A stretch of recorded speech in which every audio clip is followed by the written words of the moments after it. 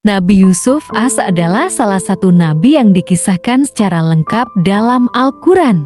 Tepatnya dalam surah Yusuf, kisahnya penuh dengan ujian, kesabaran, dan akhirnya kemenangan. Sejak kecil, ia mengalami banyak cobaan, dibuang oleh saudara-saudaranya, dijual sebagai budak, difitnah oleh istri pembesar Mesir, hingga akhirnya dipenjara. Namun, dengan izin Allah, ia bangkit dan menjadi penguasa Mesir. Nabi Yusuf adalah anak dari Nabi Yakub seorang nabi keturunan Ibrahim. Sejak kecil, ia dikenal sebagai anak yang sangat tampan dan berbudi luhur.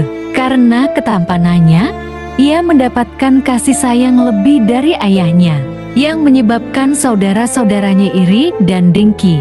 Allah telah menunjukkan tanda-tanda kenabiannya sejak kecil. Dalam surah Yusuf ayat 4, Nabi Yusuf bermimpi melihat 11 bintang, matahari, dan bulan sujud kepadanya. Ingatlah ketika Yusuf berkata kepada ayahnya, "Wahai ayahku, sesungguhnya aku bermimpi melihat 11 bintang, matahari, dan bulan. Aku melihat semuanya sujud kepadaku." Qiyas Yusuf 4. Nabi Yakub memahami bahwa mimpi tersebut adalah pertanda masa depan Yusuf yang luar biasa. Ia pun berpesan agar Yusuf tidak menceritakan mimpinya kepada saudara-saudaranya, karena mereka bisa merencanakan kejahatan terhadapnya. Kecemburuan saudara-saudara Nabi Yusuf semakin besar. Mereka bersekongkol untuk menyingkirkannya, agar bisa mendapatkan perhatian ayah mereka. Setelah berdiskusi, mereka sepakat untuk membuangnya ke dalam sumur di tengah perjalanan.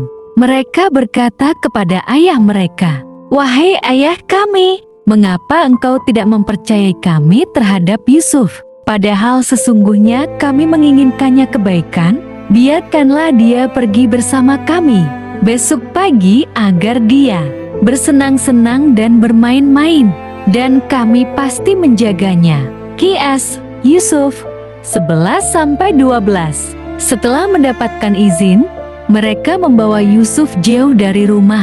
Dengan kejam, mereka melemparkannya ke dalam sumur dan meninggalkannya di sana.